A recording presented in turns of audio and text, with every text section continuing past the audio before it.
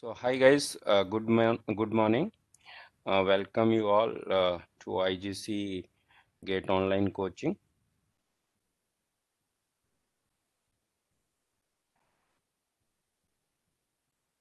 So IGC is basically Bangalore-based institute, and we provide Gate Online Coaching as well as we are providing Gate offline coaching in Bangalore. During this lockdown, we were not conducting offline classes, but in coming future from May or July, we may start our offline classes back in Bangalore. We have one center in Bangalore at Marathali, which is close to Whitefield. But today's session is about is for online gate coaching, and we are providing this online gate coaching for students across India. So first, we will go through course details, which is for GATE 2022 and 2023 for GATE EC, GATE EE, and GATE INE.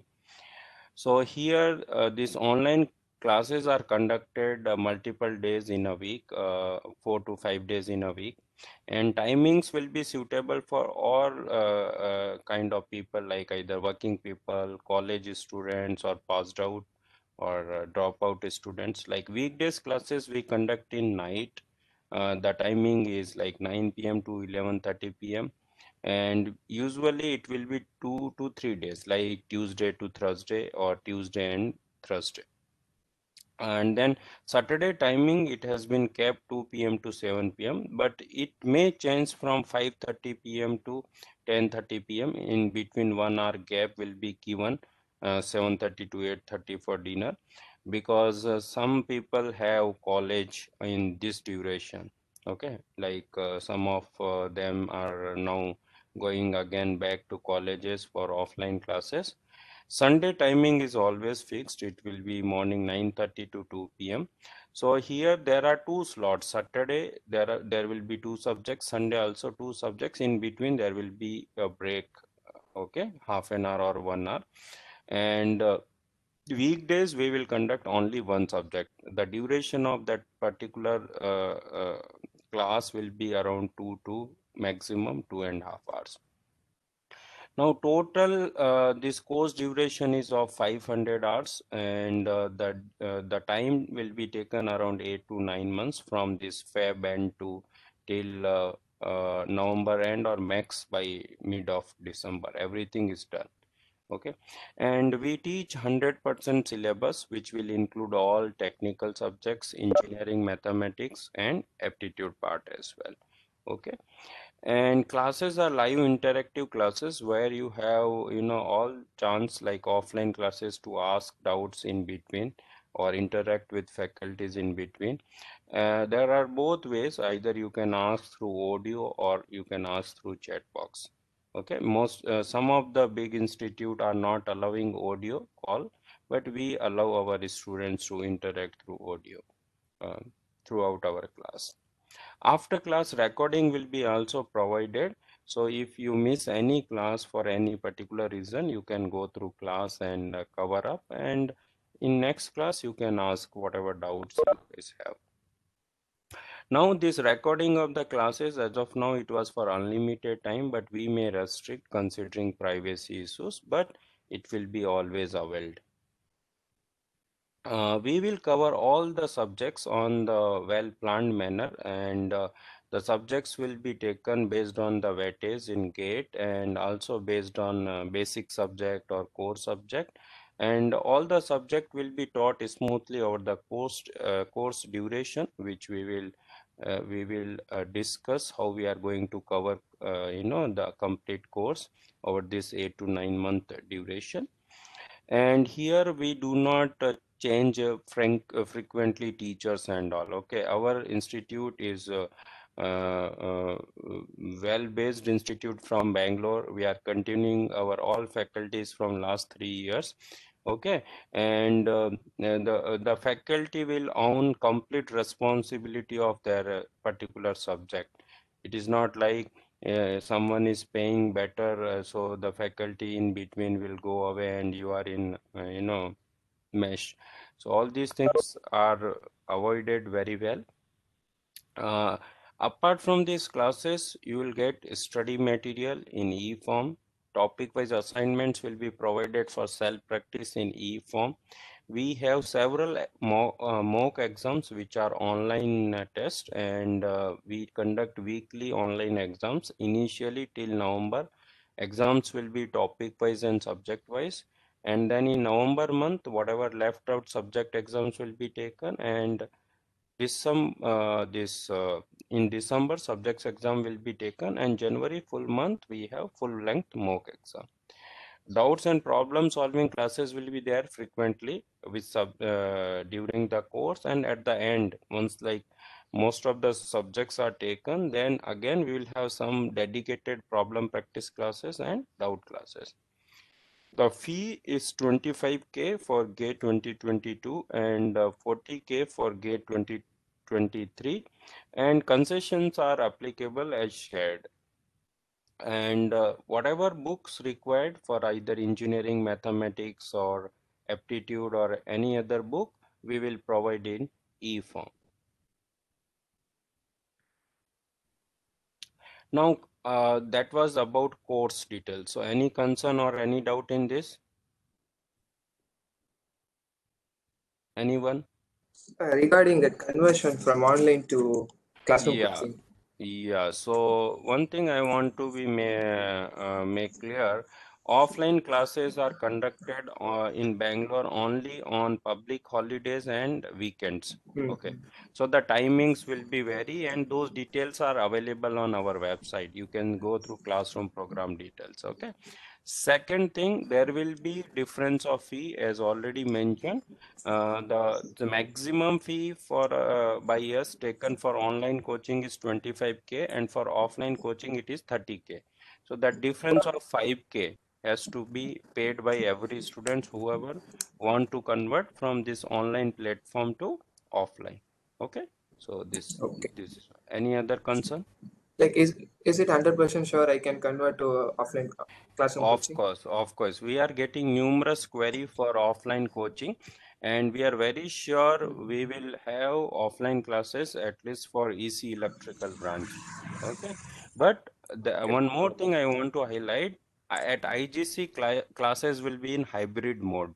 Okay, we'll teach you guys offline also, but some of the things we'll conduct online as well, because now we are well versed in both way of teaching, offline also very well, online as well. You can check the feedback of both offline mode also, online mode also from any of our students. Okay. Yeah. So anyone else, any concern on this course details?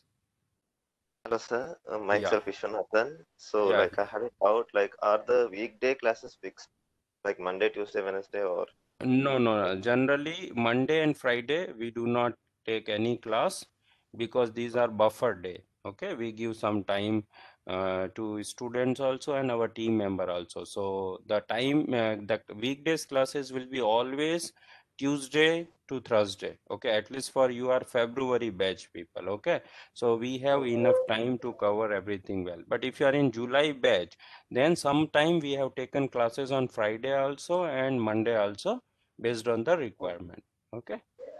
okay, thanks. Yeah. Clear? And Yes, sir. one more thing I want to highlight, in competitive exam, you need a good institute, good guidance. Okay. But on top of that, self-study is most important. To have a proper, well-planned self-study, you need to have a time, right? If we cover some concepts, you need some time to revise that, practice that. So like that, we plan, okay? In this way. Like Monday and Friday, no class concept.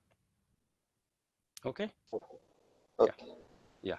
Now come to team. So this is for GATE EC. So we have several teacher and they take their own part. And sometimes we have multiple teacher for same subjects like Mr. Prashant sir and Rahul sir take care of digital network.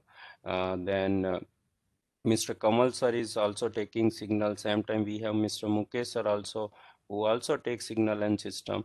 So today Mukesh sir will be there to provide you guys a demo for signal and system. Rahul sir is already there with us today in a team meeting, because he will be starting with digital electronics for this Fab batch from Feb 21st once we start classes. Then we have Mr. Dheeraj sir. He will be taking care of analog system. We have Mr. V. Raghuram sir. He has taught last time network theory. Again, he may teach later on for other batches network theory. Then we have Siva sir. He will be taking care of EMT, and today he will be available with us by 10:30. Mr. Arnav sir is there. He will be taking care for control system. Same time, V. Raghuram sir also has expertise in control system. We have Mr. Chaitanya sir. He also have expertise in communication, and we have Mukesh sir. He also teaches communication. EDC is taken care sometime by Mr. Kamal sir, sometime by with Mukesh sir. So like this, we have team. And apart from that, Mr. Karthik sir will start mathematics, and he also take care of numerical aptitude. We will have one more faculty for mathematics and aptitude this year, apart from Karthik sir. So this is about GATE EC. Now for GATE electrical, as basic EC subjects are common. Apart from that, we have core electrical subjects like instruments and measurement. It is taken by Arnav sir. And like we have electrical machine and power electronics. It is taken by Ram Shankar sir. And Mr. Adib sir is there, who take care of power system. We have one more sir, Mr. Vijay sir. He also have expertise in power electronics, and the mathematics and basic EC faculties will be common. Now come to GATE instrumentation engineering, which is like one of the branch where not many institutes available to provide good support. But at IGC, with less number of students also, we provide 100% support, and we have two dedicated teachers for particularly core INE. One is Mr. Rahul sir, and another is Mr. Utpal sir. So Rahul sir is from IIT Hyderabad. He is the basic BTech he has done in instrumentation engineering, and then further he did Masters in Control Engineering from IIT Hyderabad. So he take care of process control and optical instrumentation. And Utpal sir is from IIT Patna. He take care of sensor and industrial instrumentation. Now in core INE, they have added one more subjects, electrical machine, in GATE 2021. GATE 2021. So that also we take care, because we teach electrical branch, and they also added EMT basic first time, which will be taken care by Siva sir. And in INE, there is also a small portion of communication, digital communication, that also will take care when we teach communication to GATE EC students. So this is about team details. Anyone has any concern on this part?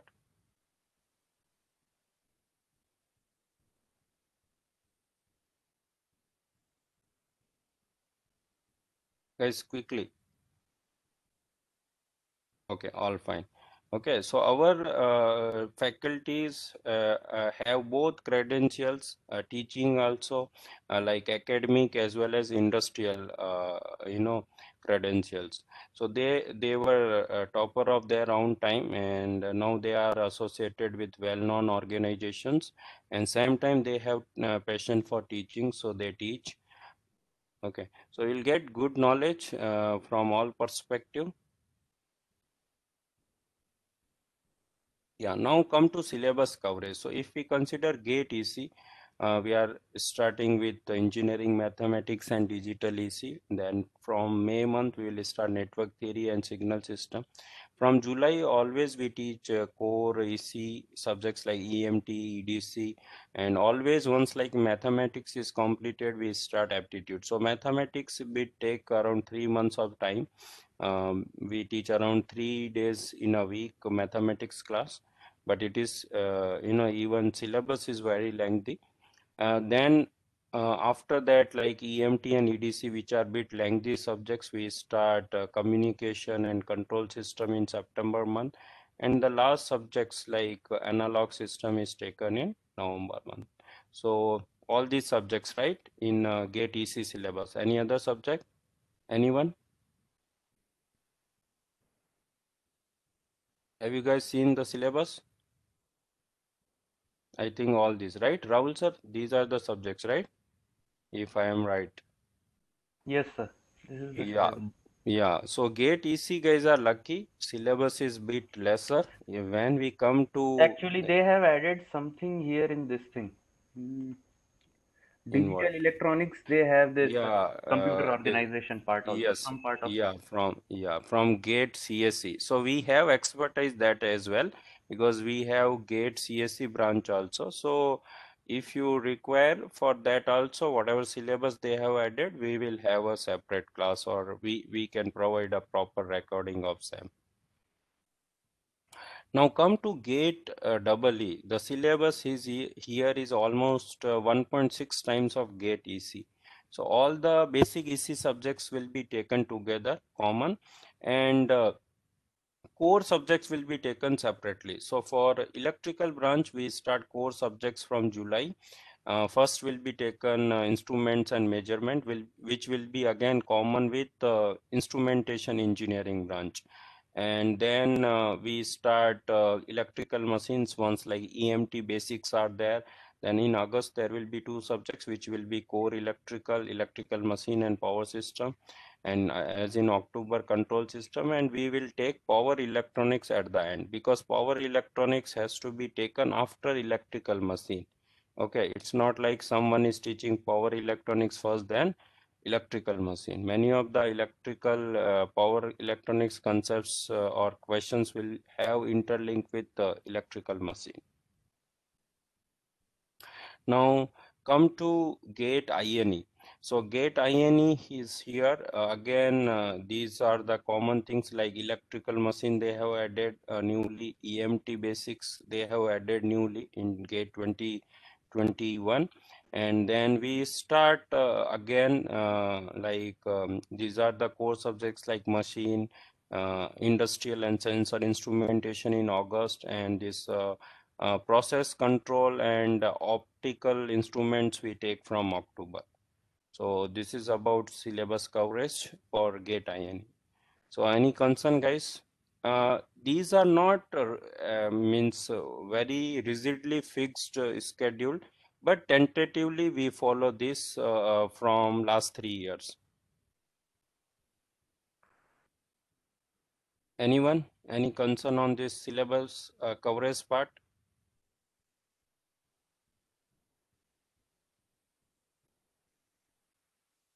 No? Well, you can Can proceed. write, yeah, can write in chat if any concern.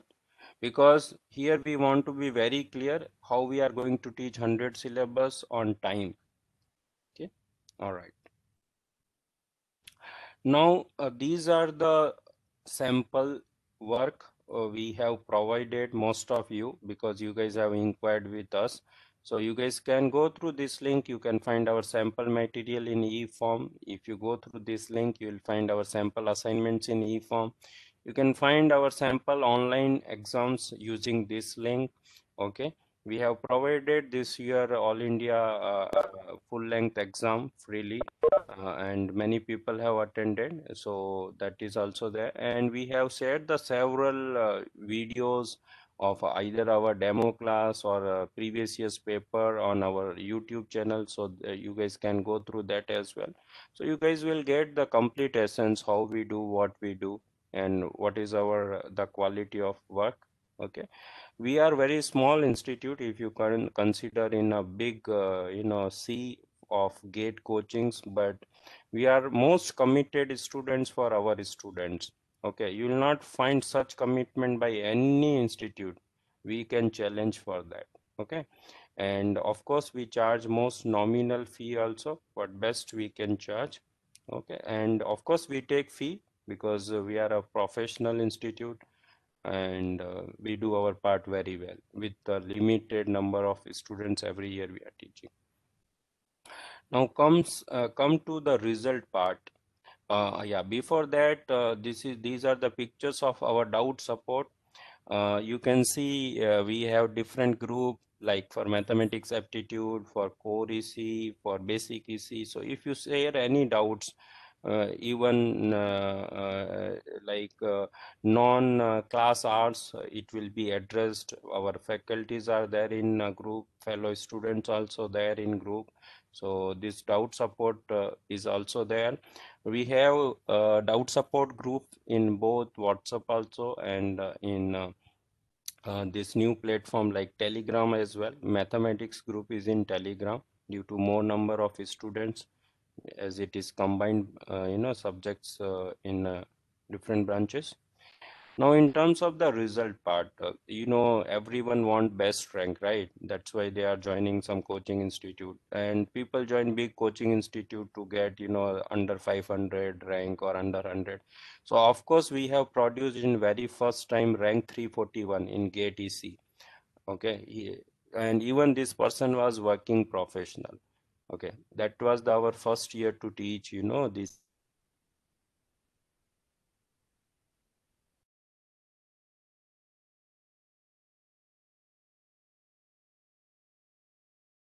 Last year he got rank around 1300, but this year he may get under 100 or under 5. He already got in some of the PSUs. Am I audible? Yeah. So Yes. Mr. Prashant already got selected in. Yeah. Is it audible? Yeah, so Mr. Prashant is already got selected in some of the PSUs. In some places, interview result is pending, and some places interview is pending. Okay, due to lockdowns and pandemic. But he's an excellent student like that. We have got Sri Pooja in IIT Kerala. Amrita got in the IIT Patna. Then we have got the Satvika in IIT Ropar.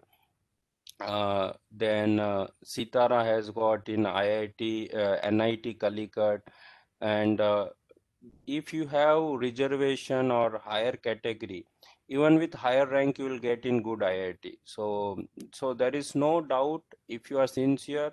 We have dedicated team. Our efforts are dedicated to get success for you. The kind of success you may be looking to go in big institute like in Hyderabad or Delhi or anywhere. Okay.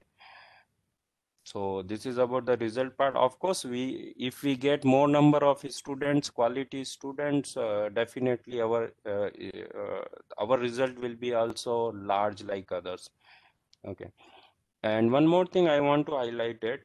We are well known or kind of number one institute in India for GATE aerospace engineering, because my mother branch is aerospace engineering, and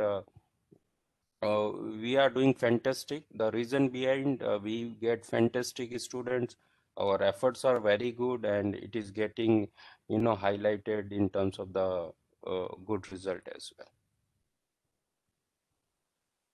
So these are our details, contact details in Bangalore, and these are the presence on different social media platforms. So you guys can track us on any of the social media platform. We are very consistent in our details, what we share, what we are, and what we do. There is no kind of hiding things or manipulation or nothing. What results we have, we will share. What we are, we will share. Okay, how we do, we'll share. So this is all about this detailed part. Now I'll share some of our work and other things quickly. Then we will start a demo session.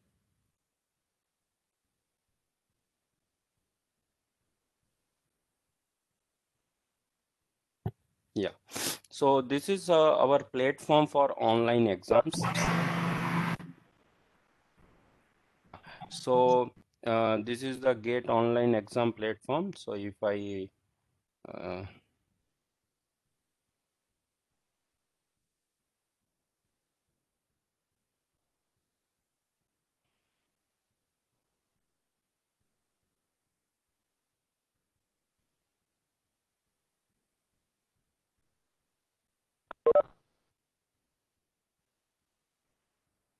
Yeah, so you guys can see here there are different exams available. You can see the full-length mock exam, you see subject-wise exams, you will see topic-wise exams.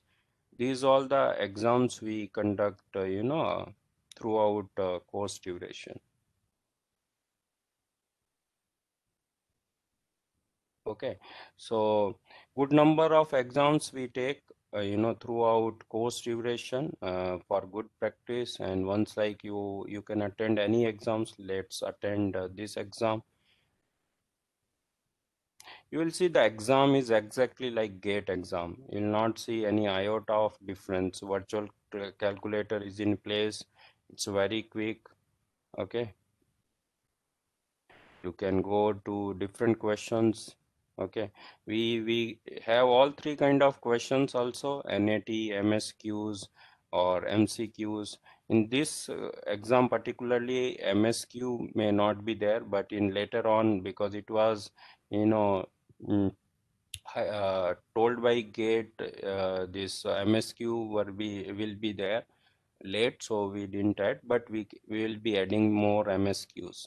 Okay, so you can select, and you submit. You will get complete analysis for your result immediately. So you can see I've done this wrong, so my marks is minus 0.67. You can see here the different results. You can see here the time taken in each questions, and here the answer keys will be there.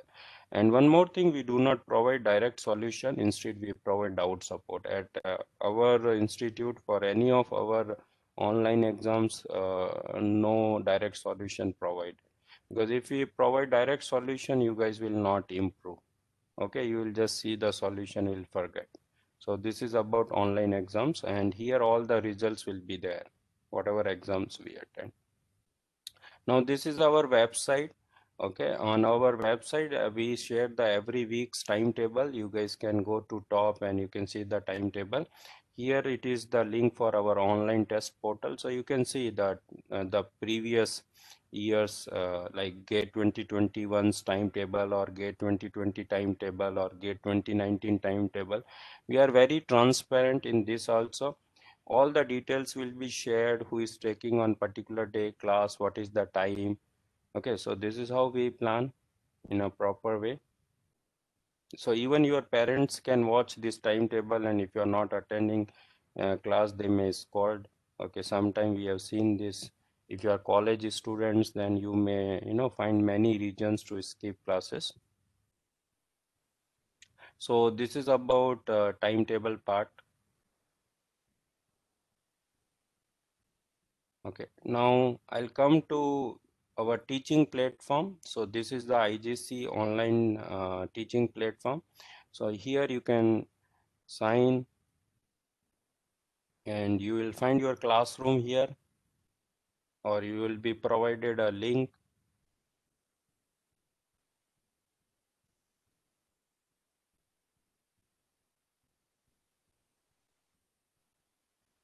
Okay, so you can see here, these are the different classrooms. Okay, so I am a teacher, so these are the several classrooms I have made it. You can see here it is one of the control system classroom.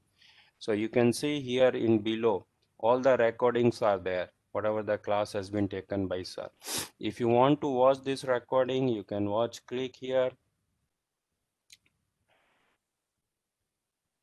So it will ask again credentials. If I give my credentials,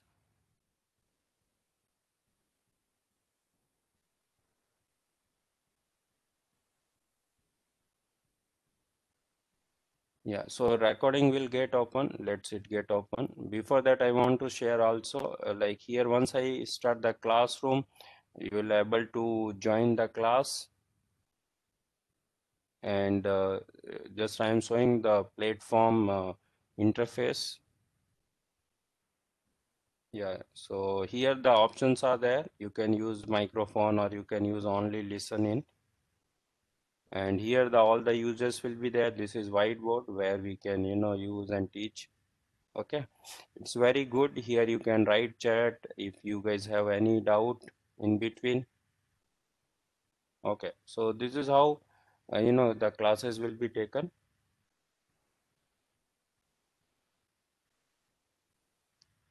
So you can, since I will end this meeting. Okay, so I'll take few more minutes to complete this part.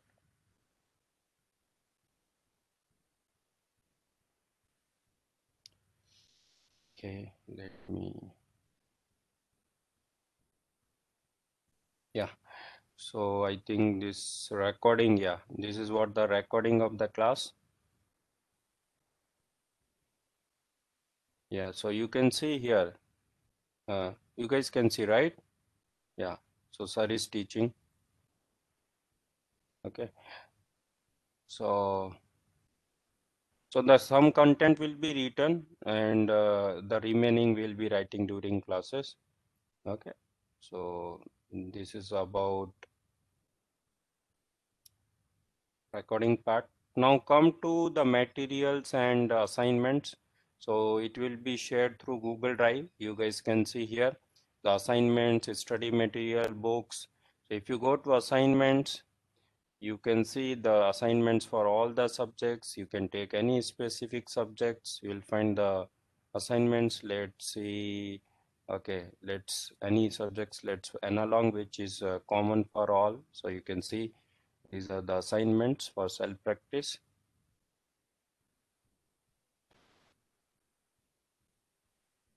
So the success, to get the success in GATE, you need to practice a lot. Joining just classes will not bring your result. Okay, it will give you good learning, but end of the day, your practice will bring your result. That too, last 2 months is very crucial in GATE preparation. If you go study material, you can take any subjects. I'm opening like just digital electronics, which we are going to start. Now some people may ask why we are not giving hard copy materials. See, if you watch the video of any GATE topper, everyone will say prepare your own best notes. So when you have to prepare your own notes, or if you want to use your own notes, then there is no use of taking hard copy material of any institute. Okay, because if you want to refer now, everything is available in e-form. You can refer, you can make your own notes quickly, and then always refer your own notes, because that will save your time, and that is the best notes by prepared by anyone for yourself. Okay, so always keep preparing good notes. Find out good points either from our classes, from our notes, from references, from NPTEL or any other resource. Always try to note down good points. So this was about the sample work. So now we will move back, and hopefully Shiva sir, are you there? Yeah, I think Shiva sir is Yes, there. sir. Yes, Yeah, sir. Good morning. so yeah, good morning sir, very good morning. So I have taken your 5 minutes, so we'll start. Yeah, So no I'll problem, make you sir. presenter. Okay. So before that, I would like to ask these guys, any concern, whatever we have discussed, shared. How do you Yeah. track our progress? Do you monitor our performance? Yeah, of course, we track performance through these online exams. So as an admin, I will have results of all of you. Okay, and who are writing exams, who are not writing exams, that will also I will come to know. So that is the one way of tracking the performance of a student. Second way, I can judge every student's if they are studying or not based on the doubt discussion or the doubts they share. So if you are not sharing any doubt, means you are not studying, right? We are not God, right? If we study, doubt will come. Am I correct or not? Yes, You guys yes. agree? So guys, it is very essential to share doubts. Okay, it is very much essential.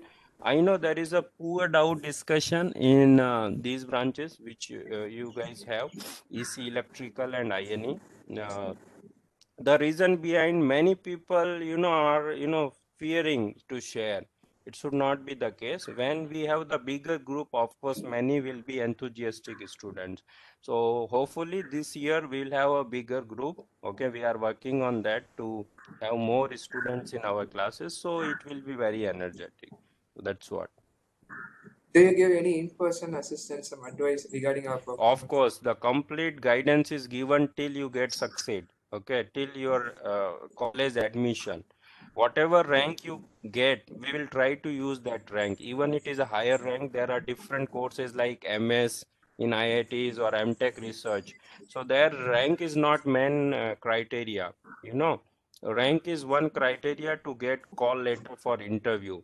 So we will assist in that also. Okay, and we got succeeded also to get our student admitted in different places.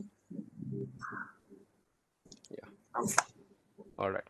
So Shiva sir, you can share your screen and we can start the technical part. Any other concern before that, guys?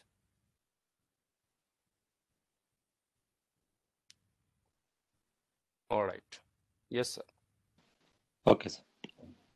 So I will share my screen. Yes, sir.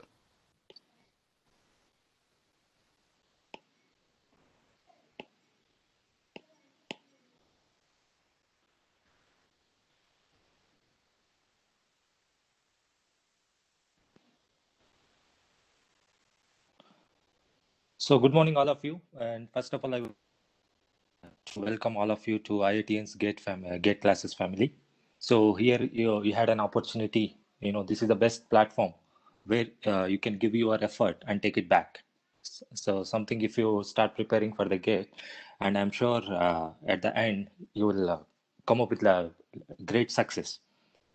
So I congratulate before writing the gate exam only, because you have chosen a blessed platform for your preparation. So let me start with a quick introduction. My name is Shivakrishna. So I have graduated in the year 2011 from JNTU College of Engineering, Anantapur. And after that, I did my master's from CSIR Siri Pilani. So in the stream of high power microwave devices and system engineering. And in 2013, I was joined in Bharat Electronics Limited. So I was working in electromagnetic compatibility department. So in my case, I had a great opportunity so that I can really see what is the practical things that is happening in the field of electromagnetics and antennas. That has even helped me to explain the concepts in a very better way to the students. So almost like 8 years of experience till now I had in teaching electromagnetic theory. And coming to Dinesh sir, I had over that last 3 years, I have been teaching in IITN's GATE classes, the one thing which I like about IGC classes was, it's everything is organized. You will have a lot of things to learn. I mean, the concepts will be very well explained. And the very important point which I like is the assignments. Okay, so when it comes to the assignment, you will have for the topic wise and then chapter wise and even for the subject level. And as the Dinesh sir said, the best platform is the WhatsApp groups. So I have seen a lot of places where the people will be gathered in a WhatsApp group and lots of nonsense discussions are going to be happen. But the unbelievable thing, what I have seen in the IITN's GATE classes was whatever the WhatsApp groups sir is maintained, and he always ensures that always the technical discussions happens, no other external things, not even not 1%. It's purely the technical discussions, and I'm sure there are a lot of students who got benefited with this WhatsApp group, because lots of students are posting the questions, and then even directly sometimes the other students are able to answer those questions, and even the faculty itself is able to answer the questions. So it's something like a good platform where you can really utilize it. Before starting that, now coming back to our... I will add one thing, sir. We use constructive use of WhatsApp. Okay. Correct. Yeah. So there are two ways. Thanks, sir. Thanks for this. Yeah. Because that is always the real great thing, sir. The way how you have to organize the groups is also very important. It should not be misused at any point. So that's what I have been seeing from the past 3 years. Yes. So I would like to give that point to all the participants here today. Yes. Thank you, sir. Yeah, and before starting up this electromagnetic theory, right, I have seen, I think we had electronics, electrical, and instrumentation. Is it right, sir? Yes, sir. Yeah. Okay, all the participants, you try to be interactive.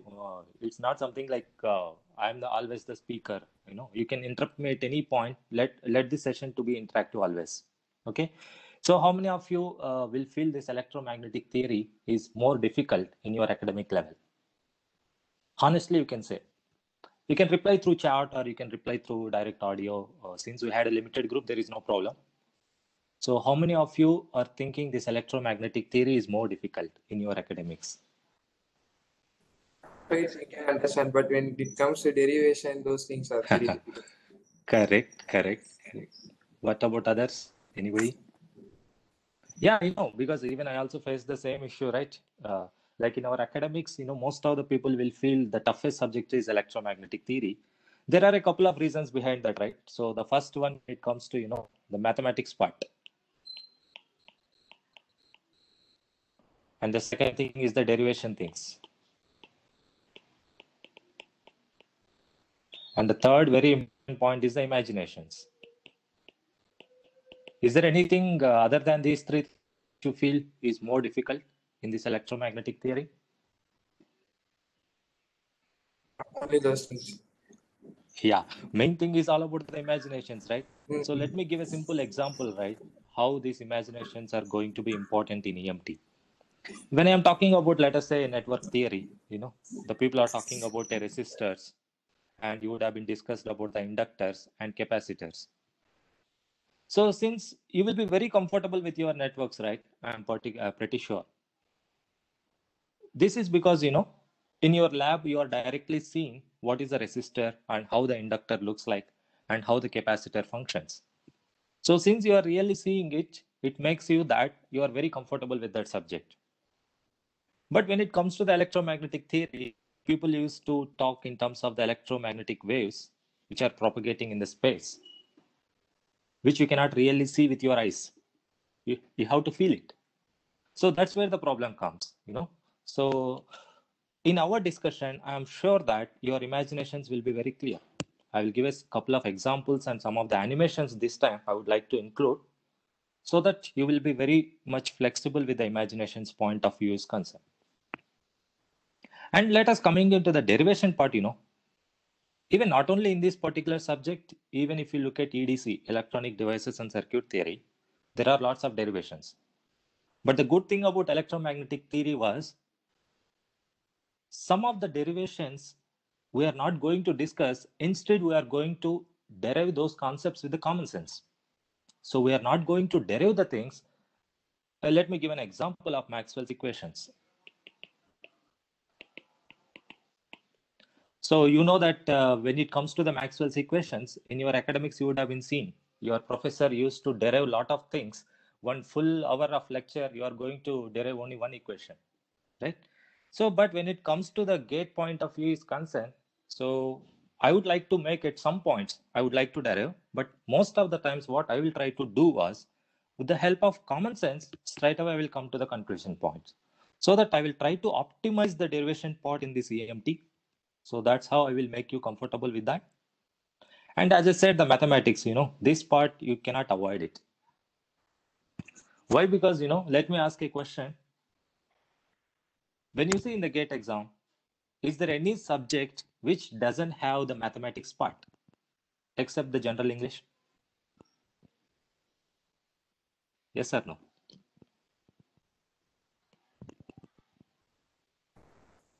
It's mathematics in it. But what about that instrumentation? Does it have anything?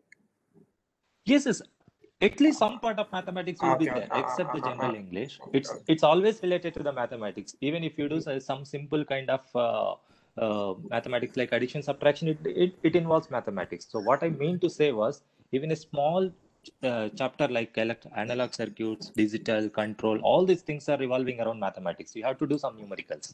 Yes. Correct? And most of the times, GATE questions are always numerical, right? Hardly you can find theoretical questions. Yes. Yeah. So that's what I'm trying to say. This mathematics is a very important point, anyhow, some of the concepts which everybody may not be comfortable, but once the context come into the picture, I will explain you what is the basics you need to revise for that. Okay. So once you are truly comfortable with these three areas, I'm really confident that you will like this electromagnetic theory. And one more important point which I would like to say was, coming to my particular subject, EMT, this always decides whether you want to be your gate rank to be below 100 or it should be in the rank of 10,000 or maybe 1 lakh. So why I'm stressing this particular point, most of the people casually, if they are preparing for the gate means, they always used to ignore this subject. The moment once if you are ignoring the subject and if you are concentrating only on those subjects which everybody is preparing, what is the uniqueness that you had? The question is pretty simple. If you are also preparing the same subject like network, control, or those, I'm not underestimating that. I'm telling you the fact. The people who are preparing the network control signals, almost 80 to 90% of the students will prepare that. You will be little bit ahead of others provided if you are really comfortable with these complicated subjects. In fact, it's not complicated, it's the intention. That's the perception that they have. Okay, if you're choosing this and if you're decided that I want to completely understand this EMT, and if any question is asked in the EMT part, I will be able to do that. So if we had that much confidence means, that confidence only will fetch you to get a rank below 100. That's what I mean to say. Okay. And one more thing, important point, which I would like to mention is the weightage.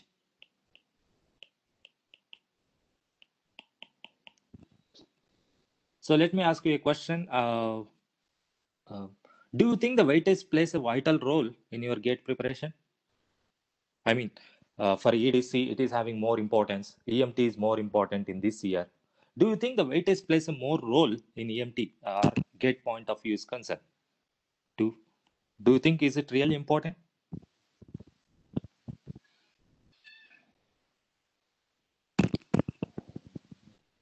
Yeah, you can share your opinions. Yes, somebody is saying yes. What about others? But if you ask me, this is my personal opinion. What I'm trying to say was, the weight now since you are starting your preparation, I always insist you that don't look at the weightage and start your preparation. This is my personal opinion. Why I am saying you was, see, let me give a simple example. In the last week, there is a GATE exam happened, right? So when you consider the previous 2 years and 3 years in the subject EDC, it is a very, very dominant subject for the last 2 to 3 years, So based upon the statistics, if somebody says that EDC is having more weightage, this has been proven wrong in this current year. When you look at the current year, from the EDC, they have asked only 5 marks. If I'm not wrong, maybe 6 marks, 5 to 6 marks in the present year. So who are the losers in this particular point? You are considering the weightage as a very important parameter and you started your preparation. Ultimately, you are ended up with, in this current year, only 5 to 6 marks are there.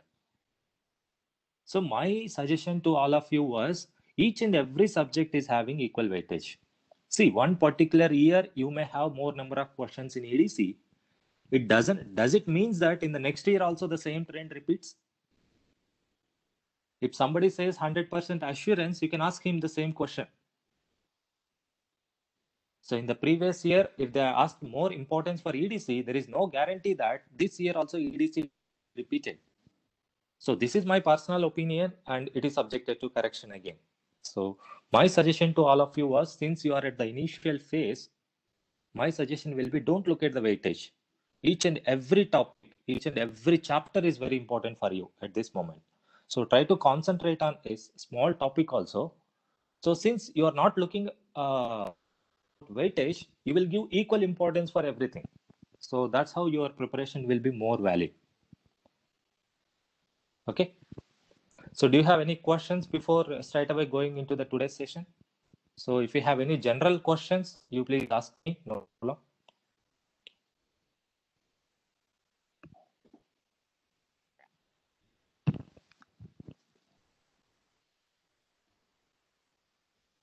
Okay. No problem. So one more thing, while discussion, you can stop me at any point, and at any point, if you are facing any doubt or if you are come across any of the concepts are not clear, you can stop me and you can raise your question. I will be 100% comfortable. There is no problem.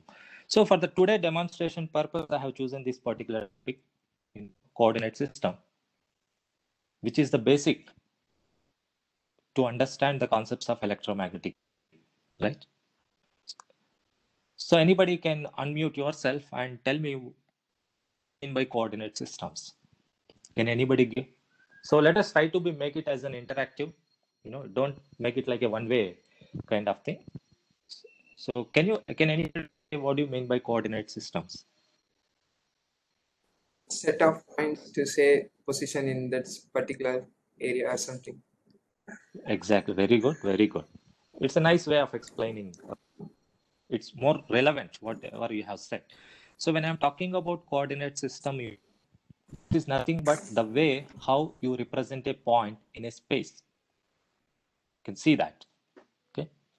So the coordinate system is typically nothing but the way how you are representing a point in a space. So I will give a simple example. Different types of coordinate systems are existing, right? Like rectangular. So we are going to define like X, Y, and Z. And you can have cylindrical also, where you are defining it as rho, phi, and Z. Okay. Some people will always say instead of rho, will always use to define in terms of R, phi, Z. That is also correct. But when it comes to circle, you are going to define it as R, theta, and phi. So ultimately, what is the point which I would like to mention here was, irrespective of whether it is a rectangular, cylindrical, or spherical, you are representing a point in a space. Now the question comes, why there are different types of coordinate systems? Can anybody give the answer? It's easier to understand or represent. Good, good. So I can reframe whatever the answer you have said. It's basically the application, I can say. Suppose let me give an example where the people are dealing about the length, width, and height. What do you think is the best coordinate system which you can apply for that? I was dealing with the... Very good, very good. There I cannot use cylindrical, right? So because there are no angles involved in it, so I can prefer the rectangular. So let me give an example for the mechanical point of view is concerned. So suppose if the water is flowing in a cylindrical tube, so if the person has to analyze what is the viscosity and surface tension analysis, he will find the cylindrical system is more appropriate. And let me give an example for spherical as well. Okay. Suppose if there is a target which is moving in the space and there is a radar base station where you can continuously track this particular object. Now, if I want to identify the position of this target, I can characterize at what radius the target is moving and what is the elevation angle and what is the azimuthal angle. So especially for tracking applications in space, you can find spherical is more comfortable. So the 2 points are very clear. So the coordinate system is nothing but how you represent a point in a space. And because we are come across so many applications, we had the different kind of coordinate systems. Different types are existing. So any specific questions in this slide?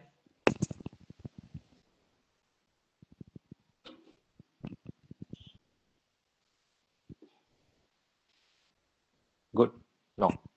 So in the next section, what we are going to understand, try to concentrate, we are going to discuss about how can you visualize how X will be, Y will be, Z will be. Similarly for cylindrical and spherical. So let us start with the rectangular coordinate system. Okay. As you know, in a rectangular coordinate system, suppose if the point is in the space like this point is characterized by X, Y, and Z.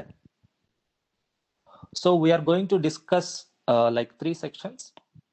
So we are going to understand the definitions first, and then the range, and next thing is the symmetry. Okay. For that, let us have a look on this particular diagram. Okay. So this is my origin. So I am considering this as the x-axis and y-axis and z-axis. So this is how typically, even in our further discussion also, we are going to represent in the same way. So now this is a point which is located in the space characterized by x, y, and z. So let me define first of all what is the value of z. So when the point is in the space, the distance of this point from the xy plane is called z. So when the point is here, measure the distance of this point from the xy plane. As you can see, this is your xy plane, which is nothing but your ground plane. So the perpendicular distance of this point from the xy plane is called z.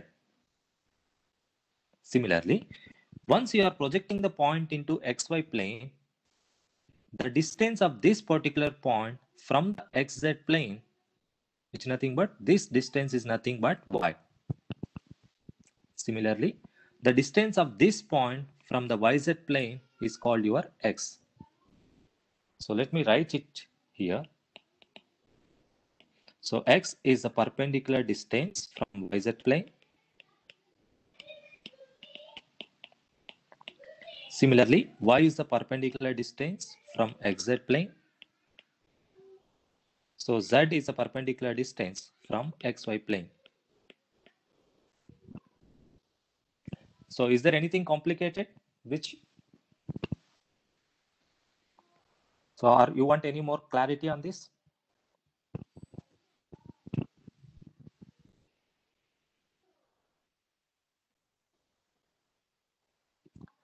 You can reply through chat so that I can see it here. Okay. So the point is very clear. So when the point is here, the perpendicular distance from xy plane is z, the distance of the point from xz plane is y, and the distance of this point from the yz plane is nothing but x. So when you have a look on the range, can anybody say what is the value of x it can take? Not only x, but also y and z. What is the minimum value and maximum value? Yeah. Good. So minus infinity. Very good. Very good. Because as you can see, an axis, it can extend on the positive side as well as on the negative side. So the range can take any value from minus infinite to plus infinite. Okay. Similarly, y also same. So because you will have a positive axis as well as a negative axis. Okay. And the next very important thing is the symmetry. This is a very important topic in the EMT. So what do you mean by symmetry was, so suppose I was discussing about rectangular coordinate system. So I have defined x, y, and z. On what basis I have defined all these parameters? So what is the reference here? Can you tell me, when I was defining all this x, y, and z, whether I have taken a plane as a reference or line as a reference or a point as a reference? What do you think is the reference in defining these 3 points? Is it a plane or line or a point? Can you answer?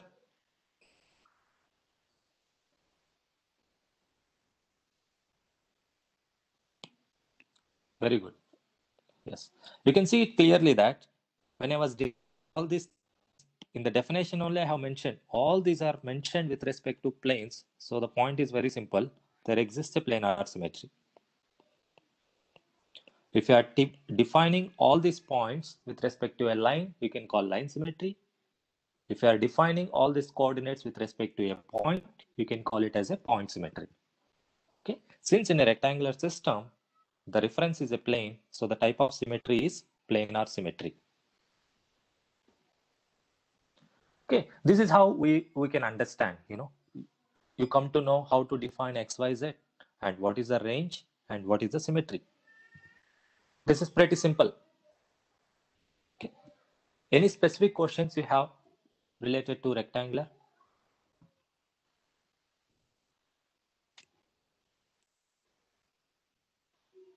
don't hesitate to ask any question. It doesn't matter whether it is silly or something. Okay. It's always the more number of questions you will come up with, the more clarity it will be. So my point is that you don't consider whether this is a silly question or like that. No. Okay, let us go to the next one and try to understand what is cylindrical coordinate system is.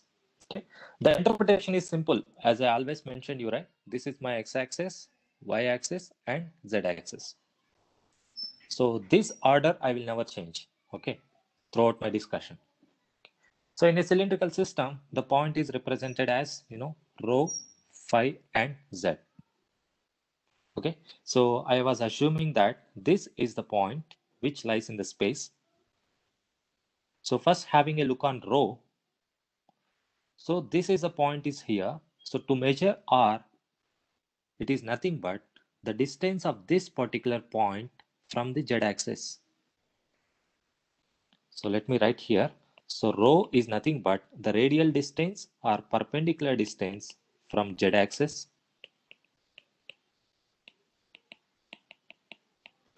Okay, it is pretty simple. When the point is here, measure the perpendicular distance from the z-axis. This gives the value of rho. Next thing, the phi is called azimuthal angle. Azimuthal is basically refers to horizontal plane. So elevation means it is corresponding to vertical plane. So first, when it defines to phi, there are two steps which are involved in it. So please concentrate. So when the point is here, the first step was you have to project this point into the xy plane, because your xy plane is nothing but your horizontal plane. So in the first step, project this point into xy plane. Can you answer me what is the distance of this point from the origin now? So let me highlight this particular portion. Can you tell me what is this distance? Rho. Very good, very good. Very good, nice. See, once the point is here, whatever the distance here, this will never change, even though it is projected.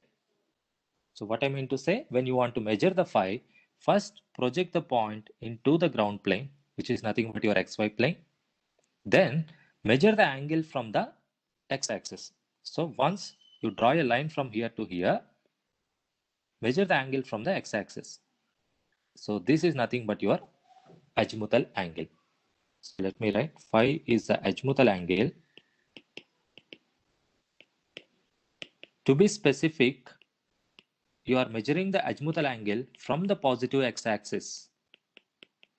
I will tell you how does it matters. Okay, let me summarize now.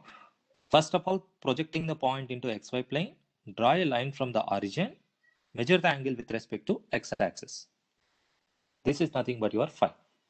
And the definition of z remains same the way how we have defined in the rectangular system, right?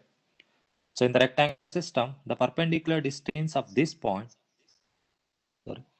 from the xy plane, you are characterizing it as z, right? So the definition remains same. So I can say z is nothing but the height along the reference axis, that is z-axis. So why? Because you can see here, this particular distance is same as this particular distance from the diagram. So I can call z is nothing but the height of this point along the reference axis. So I can say it is my z-axis. Okay. So rho is the radial distance of this point from z-axis. To measure phi, project the point into ground plane and measure the angle from x-axis. And z is the height of the point along the reference line, that is z-axis. So before straight away discussing into the range, can anybody say what is the type of symmetry you are observing here?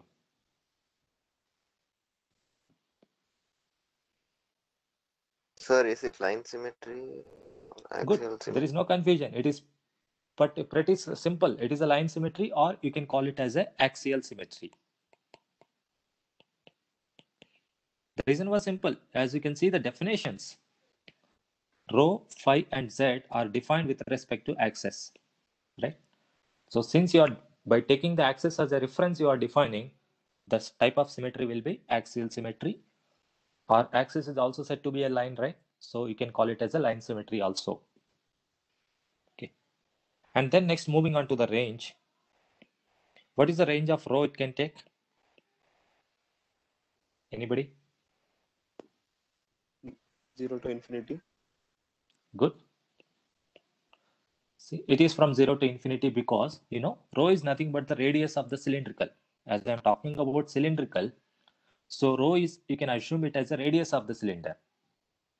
So radius cannot take the negative values. So the minimum value starts from 0 and it can extend up to infinite. And what about the value of phi?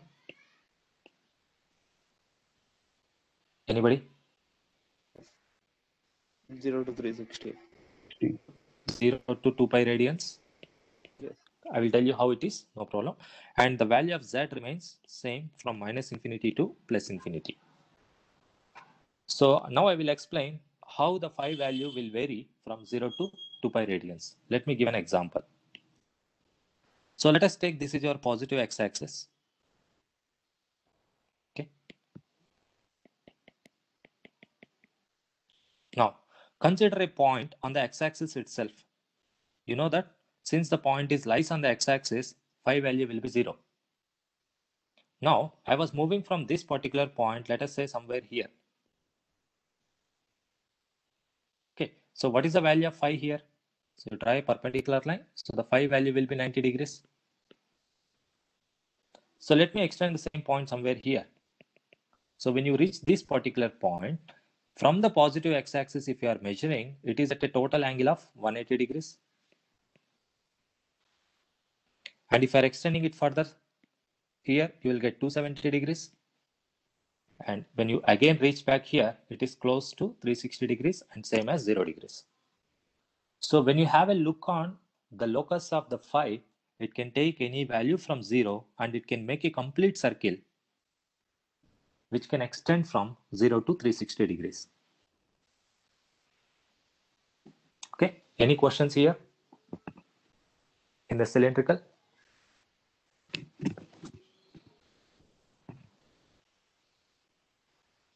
Good.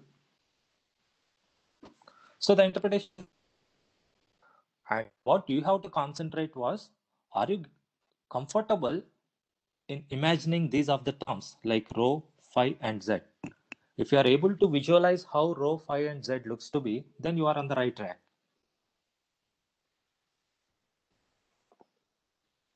Okay. Okay, let us move into the spherical system. Then let us, after that, we'll try to solve some simple assignment kind of thing. Okay.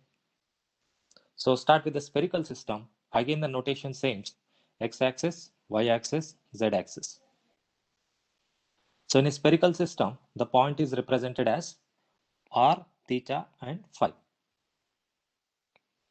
So first have a look on the diagram. So this is the point which is located in the space.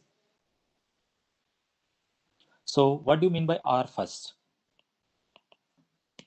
So r is nothing but the distance of this point from the origin. This is pretty simple. The distance of the point from the origin is called your radial distance, r. So r is the radial distance from origin. And next, coming to the theta, theta is called your elevation angle because you are going to measure it in a vertical plane. So to measure theta, first draw the radial line. As you can see in the red color here, this is your radial line.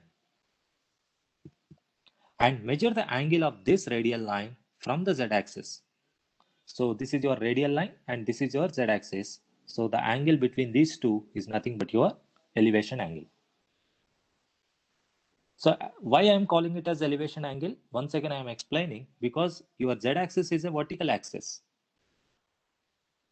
So when you are measuring theta here, it is corresponding to the angle measured in a vertical plane.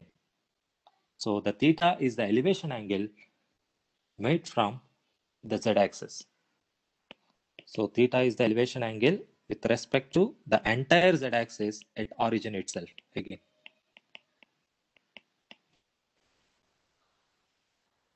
So the definition remains same. When you want to measure phi, what is the first step you have to do? Project this point into the ground plane. Okay. Draw a line from the origin and measure the angle from the x-axis.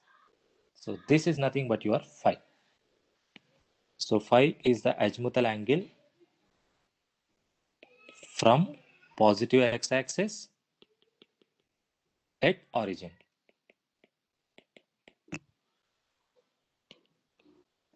Any specific questions you have? So r is the radial distance, theta is the elevation angle, and phi is the azimuthal angle. So anybody is having questions here?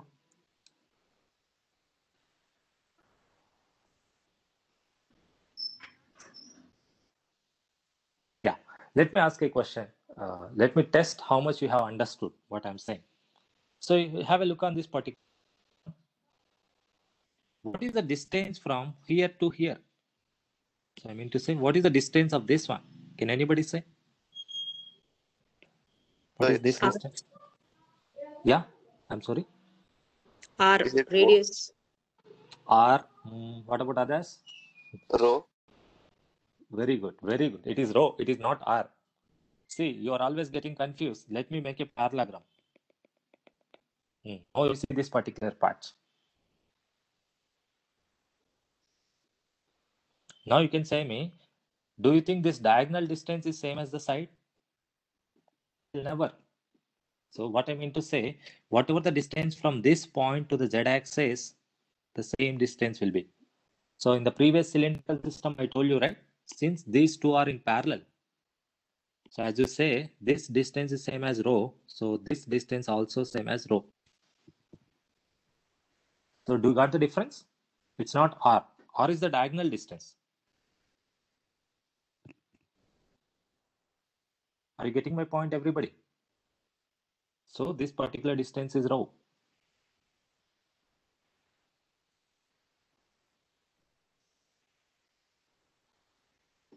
Okay. Any questions still? Yes, sir. Yeah. If I consider a cylinder, the radius of the cylinder would be from the origin to the to end of the cylinder.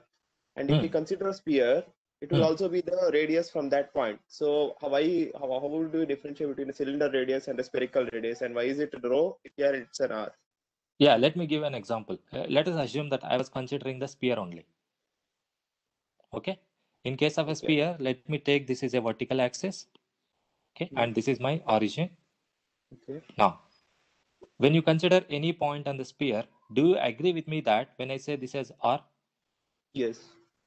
Perfect. And what do you mean by rho in this context? When the point is here only, but how will you represent rho here? The distance of this point from the z-axis. This you can call it as rho.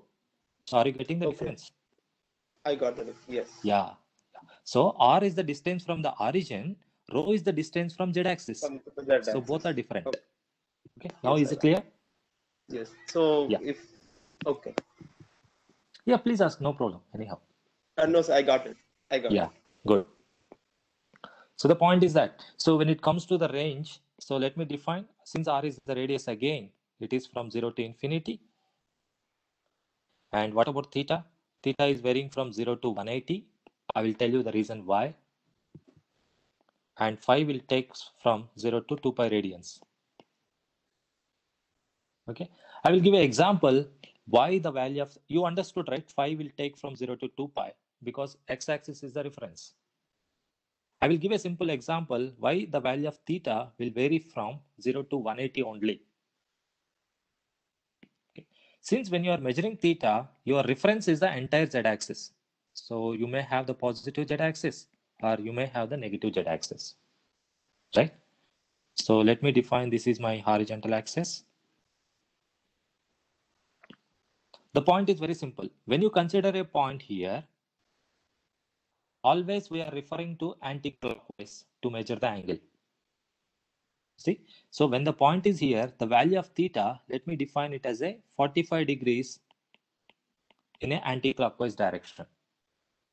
So the value of theta at point A, let me call it as point A, is 45 degrees.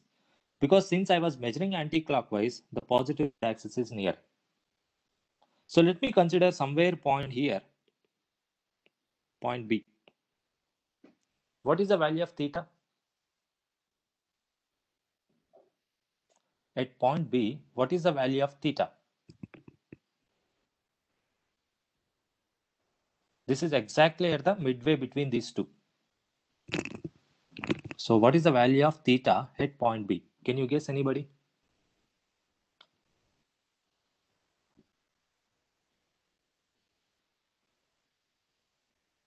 Excuse me? 45. You can tell me. 45 degrees.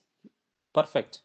Why? Because when the point is here, since you are going in anti-clockwise, will you measure it from the negative z-axis or positive z-axis? Always remember, when entire z-axis is the reference, you will consider whichever is nearer, right? So when the point is B is here, you will measure the angle from the negative z-axis. So in this case, this particular angle is again same as 45 degrees. So what I try to say, in other words, even the point is here or exactly on the 180 degree side, this is also having 45 degrees. Similarly, whatever the point here, this also corresponding to the same. Let me call C and D. Both are corresponding to the same value of theta. So what is the meaning you are getting right now? The angle covered in this half cycle, it is getting repeated in this cycle. Right? Because whatever the value of theta here, it is same as here.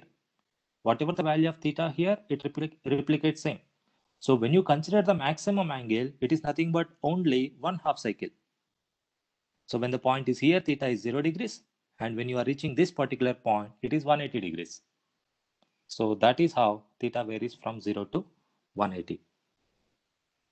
Let me give a simple explanation also to make it better understanding. Okay. So when you are measuring in a phi plane, theta plane, you are looking at vertically, right? So let me say there is a person who is standing in front of a tall tower.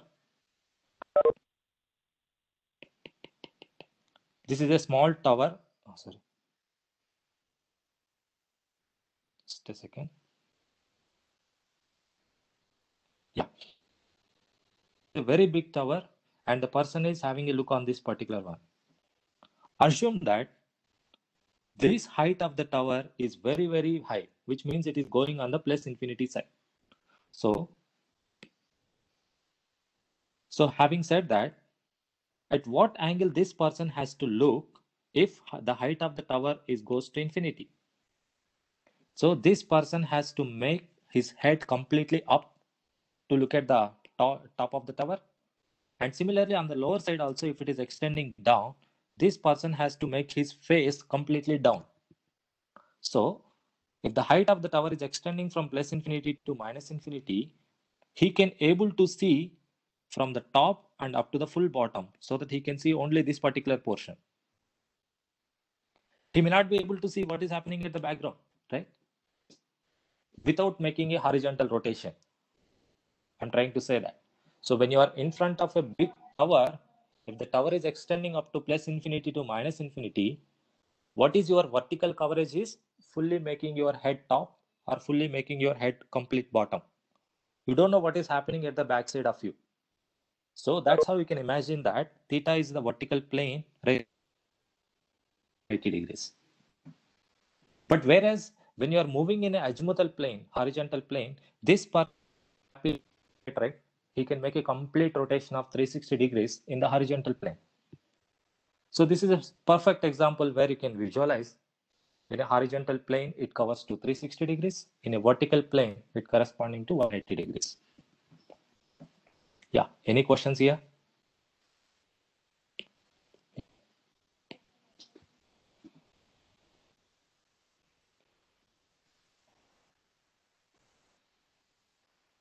So anybody is having questions?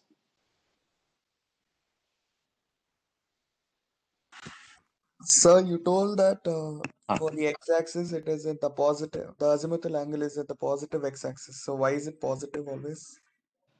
The reference was same thing. I always told you, right? Let us make a simple example of circle. why it is positive was, when you are there in the horizontal plane, let us consider the same example what I have told. So when the person is standing in a horizontal plane, how much angle he can rotate? Is it possible for him to cover 360 degrees or not? Yes. Yeah. So when the 360 degrees is possible, if suppose he's considering not only the positive x-axis, even if you take the reference as negative x-axis, can you cover 360 degrees? If you are measuring the angle not only with respect to positive x, even if you consider negative x-axis also, just assume that, okay, you are measuring the angle by taking the negative x-axis also reference. Is the total angle, you can say 0 to 180 degrees only. But the reality was the person is able to completely rotate 0 to 360 degrees. That will possible if you are measuring only from one semi-infinite axis. So since you are taking only the positive x-axis, so if the point is here, you can make 0 degrees and you can make a complete 360 degrees rotation.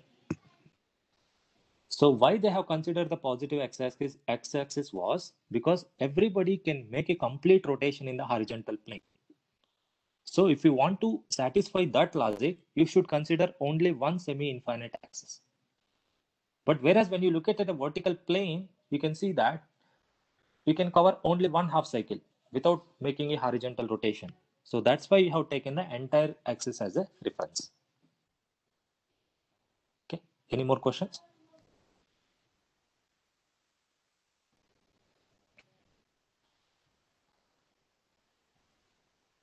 Yeah. So now what we have seen, we have understood the rectangular system, cylindrical system, and spherical system. Let us try to see the conversion. This is not like a rocket science right now, what we are going to discuss. Whatever we have understood, let us try to apply that. Okay, now everybody is familiar about how to define x, y, z, rho phi z, and r theta phi. Let us have a look about how to convert from rectangular to cylindrical and vice versa. So in the first context, we are going to define x, y, z in terms of rho phi z. In the next one, we are going to define rho phi z in terms of x, y, and z. Yeah. So to understand that, let me explain with a diagram. Okay, all these things, everything you know. So this is your x-axis, y-axis, and z-axis. So let us say the point is in the space. You are characterizing it as x, y, z. Okay. So what I have done, when the point is in the space, I have projected into the ground plane. So as you know that the moment once it is projected, the distance from the origin is same as your rho. So let me illustrate that point also. So as you can see, if the point is in the space, the distance here it is rho. So by considering this as rho, this distance also remains same, rho. And the angle made by this line from the x-axis is nothing but phi. So between these two, you are having a azimuthal angle. Okay. And the distance of this point from the xz plane is nothing but y. The distance of this point from the yz plane is nothing but x. Okay. So let me concentrate on this particular section right now. This is a parallelogram, which you can see it here. And as you can see here, since it is tilted, let me draw it vertically for simple mathematical sake. So what I can do is, the same diagram, I can do it like this. So considering this as x, the hypotenuse is rho, and this is nothing but phi, and this is nothing but y. So have a look on this right angle triangle. Now the analysis is simple. So when you are applying cos phi here, what will happen? The value of cos phi is equal to, when you look at this particular triangle, the cos phi is equal to x by rho. So x is defined as rho cos phi. Okay. Similarly, when you have a look on y, so how to define? Sin phi is equal to y by rho. So y is equal to rho sin phi. and the value of z remains same. In both rectangular and cylindrical, you can see you won't find any change in the value of z. Okay, so let us convert it back right now. So anybody is having doubt? Is this diagram clear for you?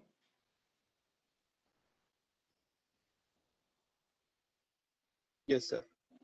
Yeah. And one more shortcut I will give you. See, whenever you have any right angle triangle, remember, so again, you don't write what is cos phi sin phi. Straight away I will tell you. So if you have an angle here, and this is your x and this is your y. So whenever you are writing the adjacent side, you will get cos. See here, your angle is here. You are measuring the angle phi here.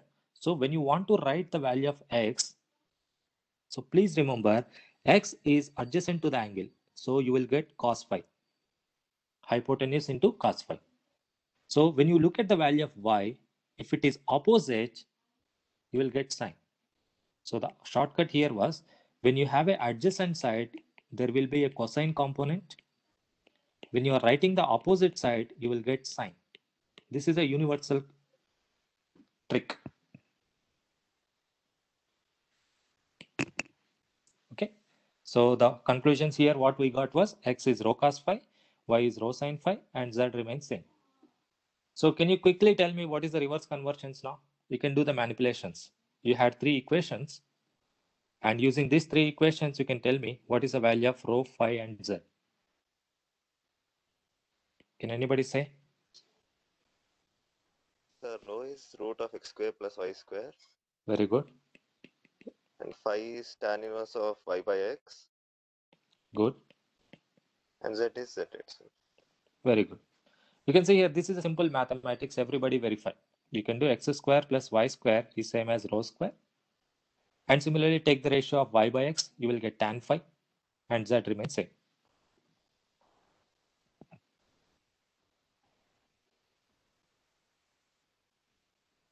Okay. Any questions you are facing here? Any questions if you have, you can ask me. Okay. Let us go to the cylindrical and spherical. So in case of a cylindrical to spherical, our aim will be to define rho, phi, and z in terms of r, theta, and phi. And in the other context, so you have to explain r, theta, and phi in terms of rho, phi, z. This is your objective. So I have made it very clear for you in the diagram. So as you can see, x-axis, y-axis, and z-axis. So when the point is here, the distance of this point from the z-axis is rho, and the distance from origin is r. And again the same thing. Once the point is in the space, if you project the point into ground plane, this vertical distance is nothing but z. As you can see here, these two are parallel. So if this is z, this is also becomes z. Okay. So once you project this particular point into the ground plane, the distance from the origin is same as your rho. As you can see, both are parallel. Okay. So now we have defined all the things, right? Now, for the illustration purpose, let me draw it vertically. So I will take this particular section. As you can see, there is a 90 degrees angle. So let me draw vertically. This is z, this is rho, r, and this is your theta.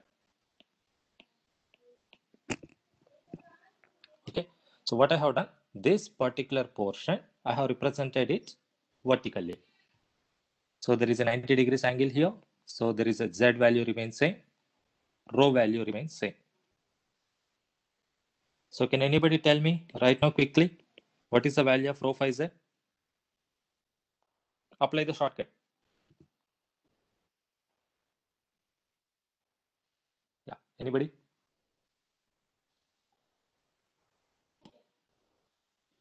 The shortcut is same.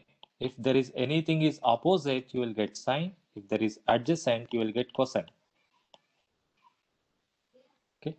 So by considering that, this is your angle, right? So when you are measuring rho, rho is opposite to the angle. So you will get the answer will be hypotenuse into sine theta. And when you look at Z, this is hypotenuse into cos theta.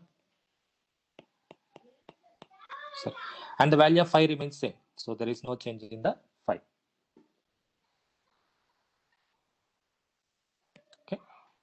Now, since this is the initial phase, you know, when in terms of mathematics is concerned, you will require a little bit of practice.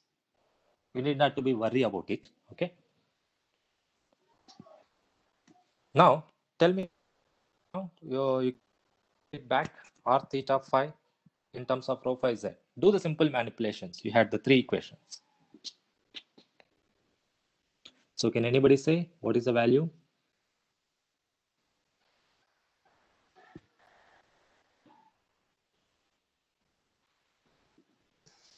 Yeah, please. So R someone. is root of rho square plus z square. Yeah. And theta is tan inverse of rho by z. Okay. And phi is phi. Good. That's it. Okay. Anybody is having specific questions? See, forget about the mathematics, whatever you have done. The first thing is, do you have any questions in this particular diagram? If this diagram is clear for you, you know, rest of the things and all simple. Yeah. So shall I go ahead? I'm not going to take too much of time. So let me complete this topic so that there is some kind of satisfaction from both the parties. That's what I would like to make. So let it like a to spherical right now. Okay. This is anyhow, I'm not going to discuss. You can try this as an assignment to you. So straight away I will come back to the table, because the third case you need not to derive it basically, because you already seen the two cases. Based on two cases you will be able to tell. So first let me write what is the conversions we got. So the summary will be rectangular to cylindrical, x is rho cos phi, y is rho sin phi, and z remains same. So cylindrical to spherical, rho is equal to r sin theta, phi is equal to phi, z equal to r cos theta. So why I have skipped the previous section was rectangular to spherical. You can see here. So x is equal to rho cos phi. Rho will be eliminated with r sin theta. So you don't require any geometry there. So x is equal to r sin theta cos phi. So similarly y is rho sin phi. Rho can be replaced with r sin theta again. So y will be r sin theta sin phi. Okay. And what about z? Z is same as your cos theta.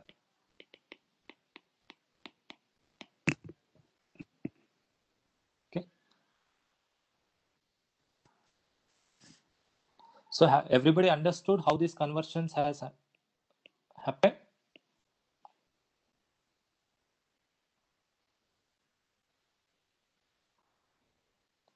Just say yes or no so that I can get the feedback. Yeah, right. Okay. So this is how generally we used to follow. We will discuss the concepts first of all. Then we will discuss about the summary, and let us have this case you can try from your side. You know, you had all of table, right? This table, you can manipulate the equation, and later once you go to home as a practice, you can fill this particular table, because you had the three equations which we already see in the cases, and the third case we just take it as an assignment. Okay, so to come up with let me discuss with a simple problem and wind up the session. Okay, I had some couple of examples here, which is straight away formula based questions. I would like to discuss this particular point, this particular question. So see this question which is displayed here. So there are 2 points. One is at origin and the other point is at somewhere here, 230 degrees and 50 degrees. So one point is given in rectangular. The other point has been given in spherical. So why I am saying it as a spherical was because there are 2 angles involved in it. So it is theta and it is phi. So you need to find out the distance between these 2 points. Okay, so the first point is somewhere at origin, 0, 0, 0. And the second point is 2, 30 degrees and 50 degrees. Okay. So what is the distance between these 2 points? So what is the classical method you will follow? Yeah, input. What is the answer?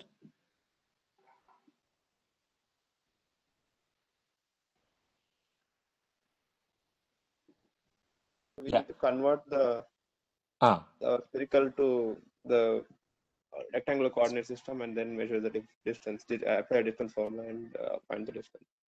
Correct, right? So what you mean to say, you can call it as x1, y1, z1, and you can convert this particular point is something like x2, y2, z2. So because we know the formulas, right? How to convert from spherical to rectangular. And then you can use the formula like d is equals to root x2 minus x1 whole square plus y2 minus y1 whole square plus z2 minus z1 whole square. Yeah, that is the conventional method which we'll follow. But can you tell me approximately how much time it can take to do this much procedure? Maybe 5 minutes. Probably 5 minutes, right? But do you have that much time to solve? It's a simple question. What I mean to say was, it's always about the way how you think. See, automatically, if you follow the conventional method, you will arrive at the solution. But it takes the lengthy time, long process. What I mean to say was, if you understand the basics well, the problem is going to solve within 2 seconds.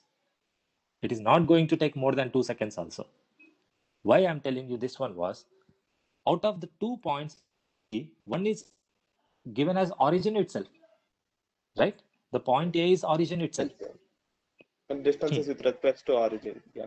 Exactly, same. So what is the distance of point B from point A? It is nothing but your radial distance, right?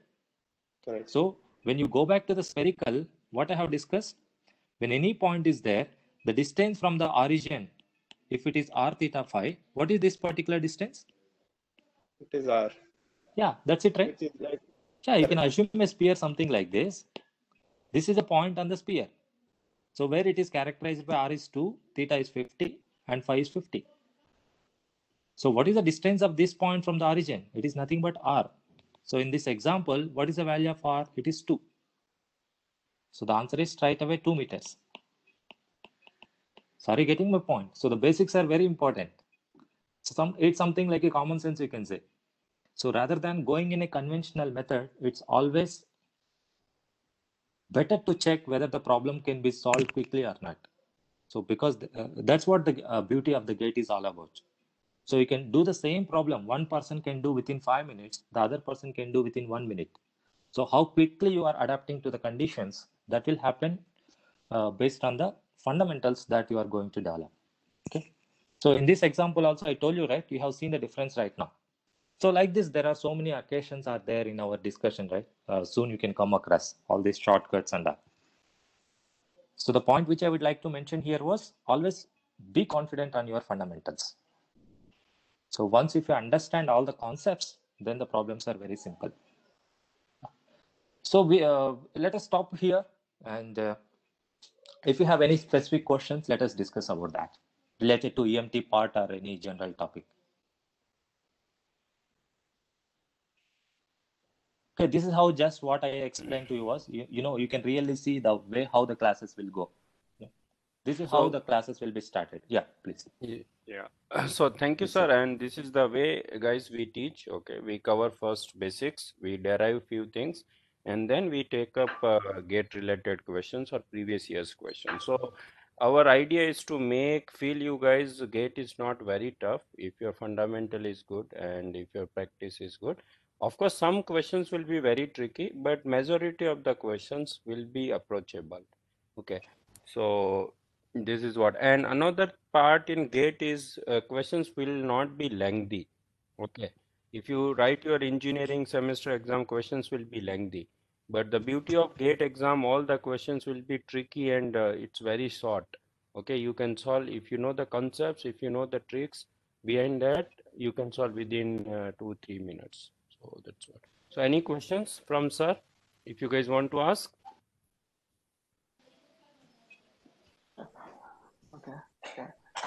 So hello everyone, welcome to the class. So today we will briefly go through the what is the signaling system and some basic concept.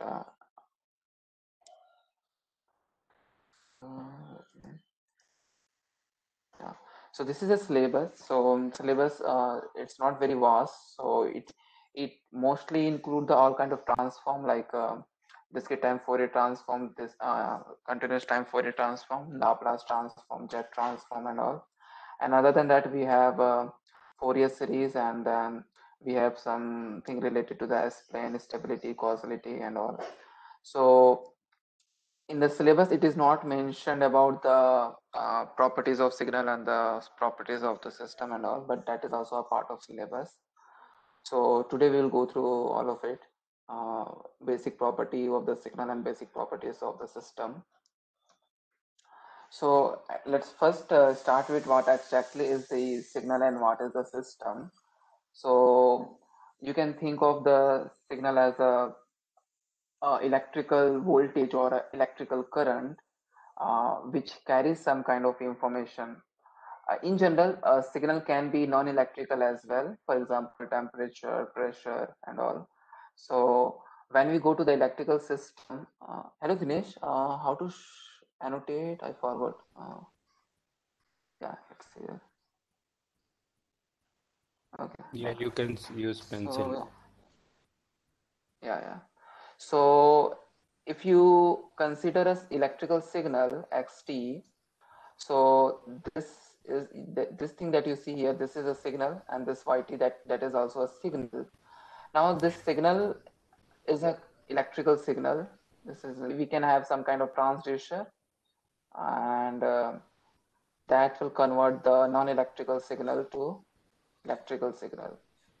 For example, I'm using microphone, so that is converting my voice signal to a electrical signal.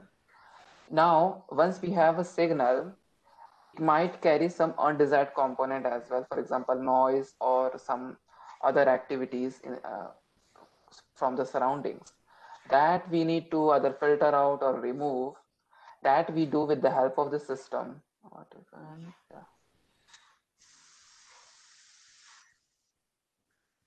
So that activity, we to remove that unwanted component, we take the help of the system. So system can be something like a basic amplifier, or it can be a buffer, it can be a filter. So based on our requirement, we can design the system. So we have a signal which carries the wanted and unwanted signal both. Then we apply to this kind of system. Now this system can be some kind of amplifier, and it can have some passive element like a resistor, capacitor, inductor, all the electrical elements, since this signal is an electrical signal. So system is composed of all those electrical elements, and it will process this signal to give us the desired signal output. So this is the basic relationship between the signal and the system. Signal in nature are kind of electrical or any electrical signal like voltage or current. Then we have a system which will process this signal and give us the desired signal. Now I've taken one example here. So let's say we have a voltage signal, and we have a two resistor here, R1 and R2. And if you calculate the V out was with respect to V in, so the relationship will be something like this. So V out is equals to R2 upon R1 plus R2 into V in. So this is the input signal, and this is the output signal. Okay. Now the input and output are related by this constant coefficient, and that is coming because of this R1 and R2. So this R1 and R2, you can think of it as a system. So this is a system which is like this. This is the input signal, and this is the output signal. So this is a very simple example of how the system and signal interact with each other. Okay. In general, the system can be very complex, like amplifier and filters or active filters and all that we will see later. Maybe in analog course as well, we will see all those examples. But to understand how the signal and system relate to each other or interact with each other, this is a very simple example. Okay. Anyone has any doubt? Okay, let Let me go to the next slide.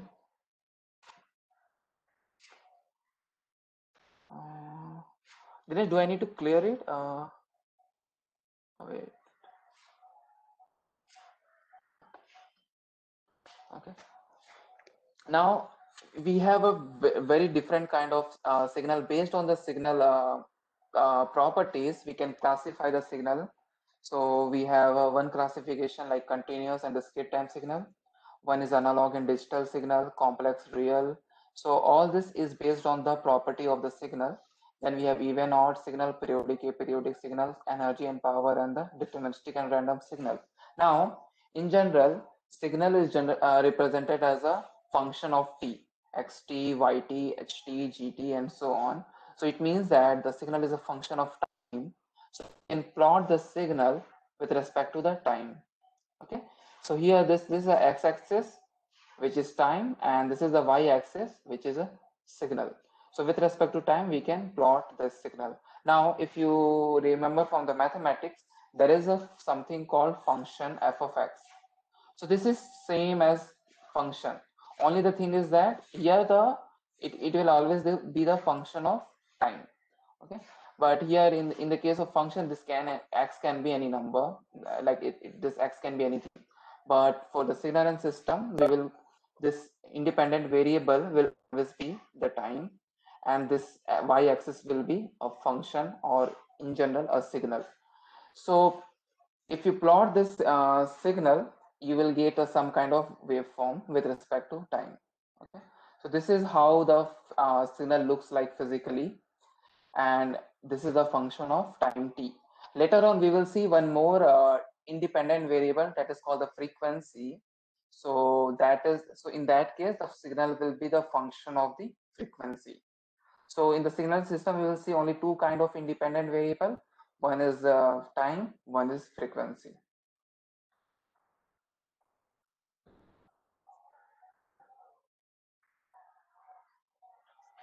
Sir, you don't need to clear the slides. It's okay. You can just move on to the next slide. Okay. Yeah.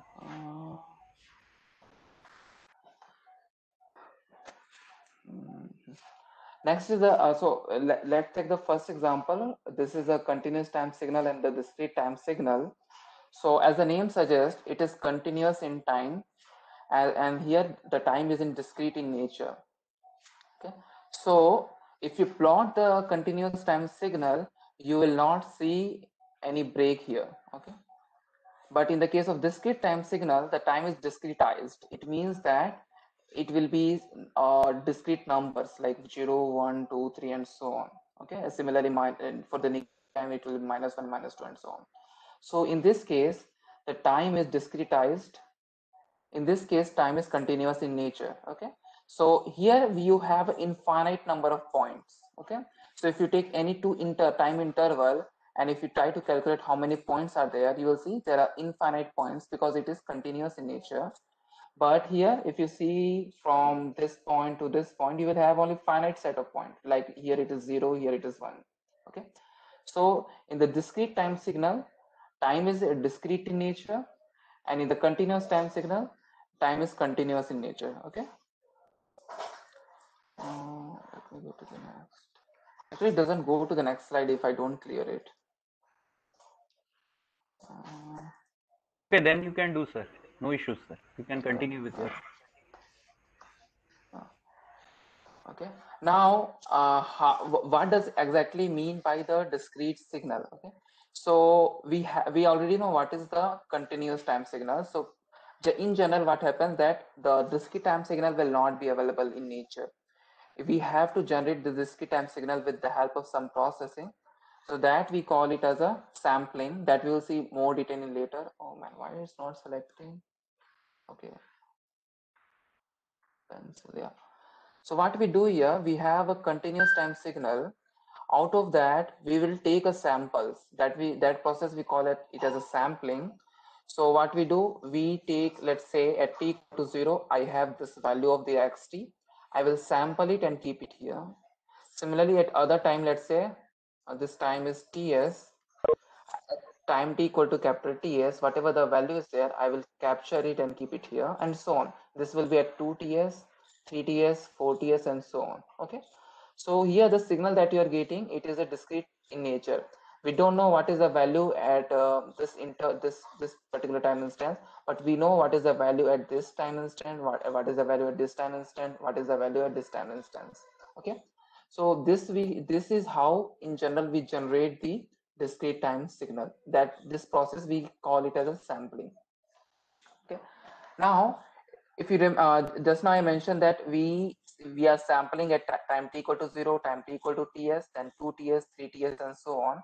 So if you see this time, this is 0, this time is Ts, the second one is 2Ts, this is dragging again, yeah, and third one is 3Ts, and so on. So what happens that we already know what is the value of Ts in general. Okay, we know what is the sampling time, so we generally drop the Ts value. We just keep it like 0, n equal to 0, n equal to what happened, annotation got clear. Yeah. So at t equal to 0 and at t equal to Ts, we were getting a time t equal to Ts here, but we will drop the Ts, we will just keep it as a 1. Now similarly, at this particular time instant, the time is 2Ts, but again we will drop the Ts and we will keep 2 here, and so on. Similarly, we will get 3 and 4 and so on. That's how in discrete time we represent the signal. So this we call it as a n. N is 0, 1, 2, 3, and so on. Similarly, on the negative side, it will be -1, -2, and so on. Now, if you want to find out what is the exact time, just need to multiply this 1, 2, or 3 Ts. It will give you the exact time, but in general, we don't need those things. We just keep it as n equal to 1, 2, 3, and 4, and so on. So that's how we represent a discrete time signal.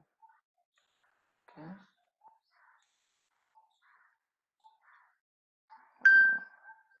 Okay. Next kind of signal is the complex and the real signal. So as the name suggests, this is the complex in nature, and this real signal is real in nature. So if you remember what is a complex signal, so the signal is generally it can be represented as A plus JB, okay, where A is a real and JB is the imaginary part.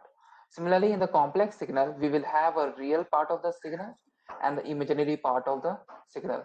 This kind of signal we call it as a complex signal. Now, in case of real signal, we will have just the real part. Imaginary part will always be equal to 0. So based on whether the signal is real or complex, we can classify it as a complex signal or the real signal. In nature, you will never see the complex signal. It will always be the real signal. But for some mathematical calculation, we generally take this complex signal. That will help us in reducing the complexity of the calculation. Okay. In general, you will never see complex signal in nature. It will always be the real signal. For example, all the electrical voltage or the current that we see, that will always be the real in nature. Only the thing is that we use this complex term just to simplify the mathematical calculation. Okay.